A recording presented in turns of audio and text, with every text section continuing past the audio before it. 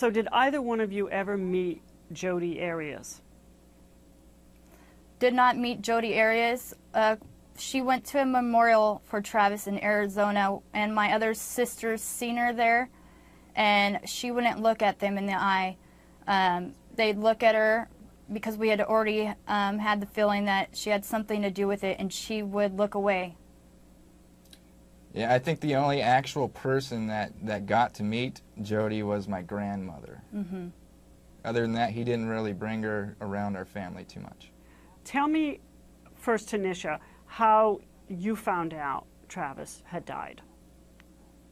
I had gotten a phone call from my grandma, and I could tell something was wrong with her, and I've heard this same tone in her voice from when she had told me our dad was killed.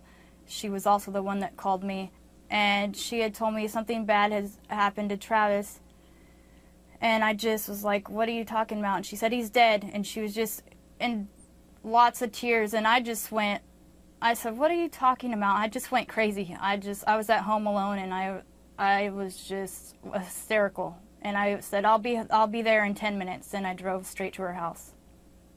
What day was that? I think it might have been the 9th or the 10th. It was, yeah, 4 or 5, 6 days after he was killed. Mm-hmm. And what about you, Stephen? How did you find out?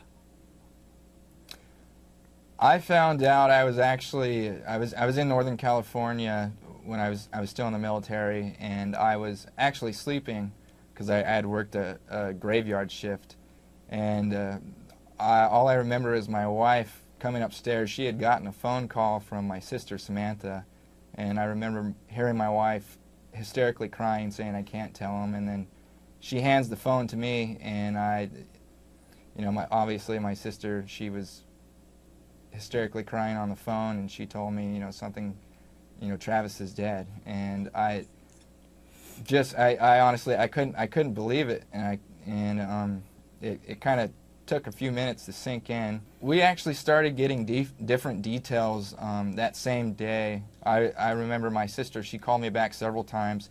At first he was found dead, just dead in his bed, and then it turned into other things, and then it turned into, okay, he was actually murdered, and he was found in a shower. So we were getting all kinds of different stories, but we were being updated as information was being given out. And Tanisha, did you suspect anyone? I had remembered this story that my brother Gary had told me, that when he'd talked to Travis, that Jodi had slashed his tires and then re-slashed them again when he got them fixed. So I had that feeling right away that she had something to do with it. I didn't think she actually did it, maybe, but she had something to do with it. Just because, I just knew she had something to do with it. And that was kind of the same consensus that everybody else came to. Anybody else that heard about it, kind of the first word or the first name that came out of their mouth was Jodi.